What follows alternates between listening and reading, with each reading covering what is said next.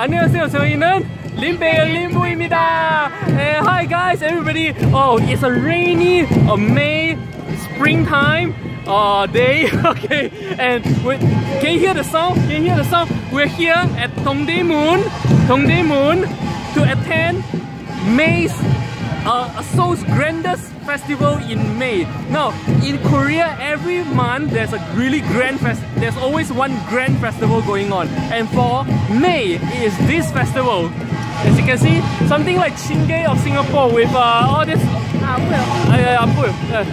It's like something like Chingay in Singapore, and it's called a 용등 축제, which means Dragon Lantern Festival. Longtenjie. Let's take a look. As you can hear, this is Dongdaemun. This is Dongdaemun. Okay, Dongdaemun. A lot of you guys would know you come here to buy clothing and all that stuff. And here's the procession. It's a really long procession, and it will end with the highlight of a dragon, a really long dragon, very much like Singapore's dragon dance, the kind of dragon, but it's all lighted up. Let's take a look. As you can see, the procession is extremely long. It starts here in Dongdaemun and ends God knows where. As you can see, everybody's carrying a lantern, and today, because it's all raining, the lanterns are covered up. And when the night falls, it's actually very beautiful. Right now, the sky is still kind of bright.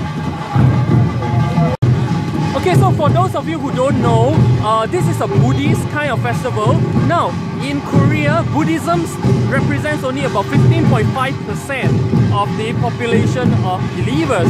Now, Korea is roughly about 56% non-believer in any religions, atheists, and with only about 15% believers in Buddhism, with Christianity being the most prominent religion in Korea. And as you can see here, another one of the dragon lights. So this is a Buddhist festival, and it takes place in May, and May, as we all know, is the month of Vesak Day, which is the month of Buddha's birthday. So basically, what this festival represents is the lantern represents the wisdom of Buddha. So the Dragon Lamp Festival basically celebrates the wisdom of Buddha for the world. And for a very long time in Korean history, especially after the Portuguese, after they start to prosecute Portuguese Christians, Buddhism was the national religion for a very long time, until Christianity came back again. So here's another one of the Hwateng. And as you can see with this Hwateng you can see very clearly this is a Buddhist themed Hwateng. Doesn't come out quite well. Okay, as you can see right in front, it's the image of Buddha, which is Sakyamuni, the image of Sakyamuni here coming up, image of Sakyamuni, yep. And behind, the image of Amitabha. Alright, this is Amitabha. And as you can see, all the lanterns, you will see a lot of lanterns in the shape of, in the form of lotuses, which is again a Buddhist symbolism. And we came in the rain just for this. It goes to show how big this festival is, right? Yeah. Oh, next up is the king's procession. The king and queen in front, as you can see, king and queen in front.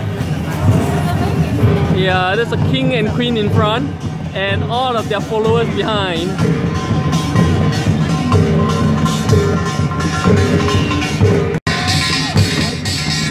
Hey, see, folks all dancing to the music.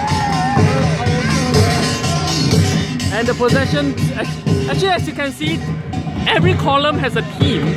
Okay, so just now was the Sakyamuni theme, and this column is the royalty, the imperial theme coming on. So according to Limpeh, each of these columns are actually representative from the different temples here in Korea, right? So every temple will send they'll put together their own team to participate in this procession. Very interesting. And very interestingly, not only is that Buddhist themed stuff, but as you can see here, Korea's very famous toy, Robocar, is in the procession as well. Robocar. The Robocar.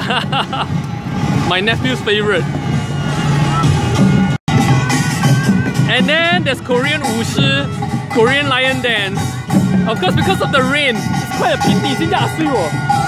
비 때문에 다 이렇게 커버하는데 because of the rain, everything is so covered up. It's kind of 아쉬워. It's what a pity.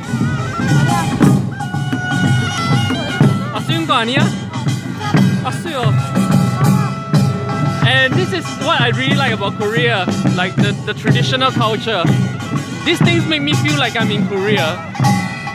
And as you can see behind, there are columns from other countries as well. There's another Buddhist country, Thailand.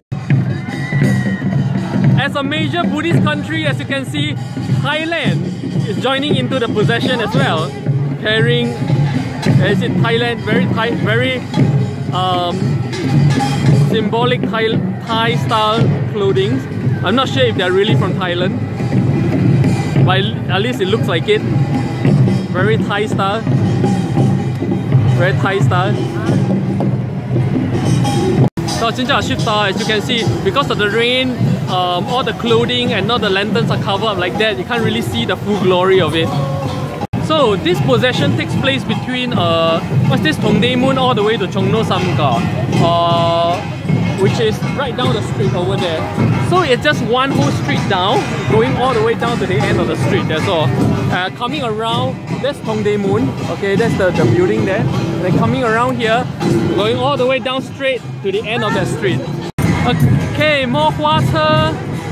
Look at that. You even have the Olympic team stuff. The Olympic team. And then the disciples of Buddha, Arahat. Arahat, yeah. Arahat. The disciples of Buddha. Followed by the processions behind. And interestingly, even though it's raining, as you can see, there's a lot of people who's here to watch, a lot.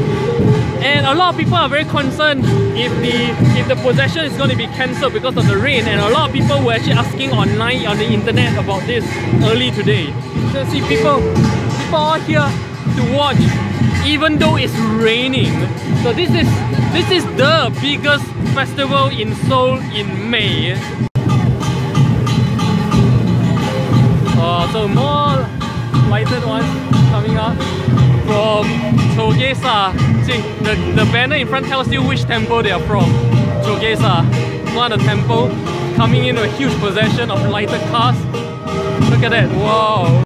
And as it gets darker, it gets more beautiful. 地藏王菩萨，以不丹地藏王。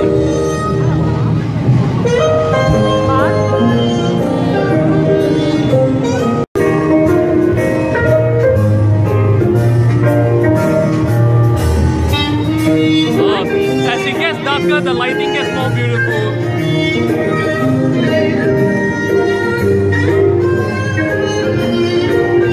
And here you have Thai Buddhism, Taeguk Bulkyo. I thought the Thai possession went by just now already, but as you can see, these are Thai with the national flag. And she's getting she's waving at them, waving back, and of course Thai monks.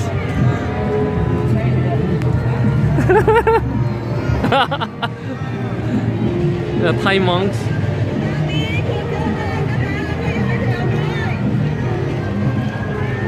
The Thai procession is actually quite long, as you can see.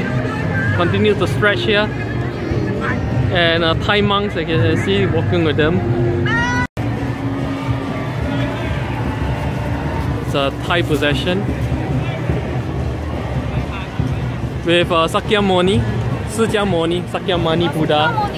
Sakyamuni, Sakyamuni, 释迦牟尼佛.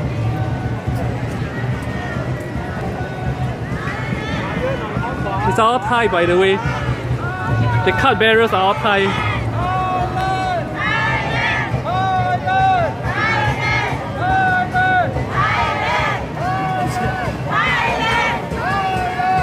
Very friendly. Sawadee krap. So here's the Vietnamese Buddhist possession. Patana is set on the flag, but didn't capture the flag. But this is Vietnam. As you can see, Vietnam has the Singapore style Wu Shi lion, the Nan Shi. That's a Chinese Southern lion. 一个 Singapore style 呀，一个 Singapore style。中国南是中国南部沙扎，中国南部沙扎。This should look very familiar to a lot of Singaporeans. Wow. Nan Shi. But this is from Vietnam. I didn't know Vietnamese lion dance is the same as Singapore. So the Vietnamese possession is here. As you can, you can see Vietnamese traditional clothing. Vietnamese traditional clothing.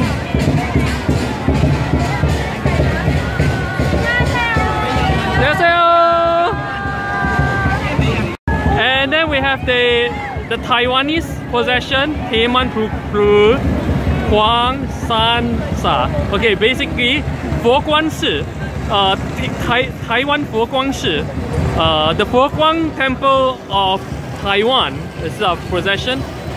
Sadly, again, because of the rain, everything's all covered up, so you can't see very clearly. So really international possession. Wow, the rain is getting very heavy right now. This is a Sri Lankan possession from Sri Lanka. And all in all, we think this is very interesting because you can really see the image, how Buddhism is around the world, represented by the different countries here. How they dress, how they represent, and how they present Buddhism in their own way. Very interesting.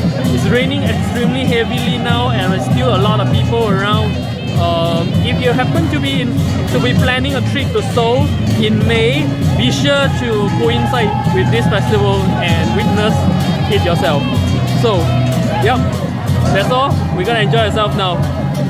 Annyeong.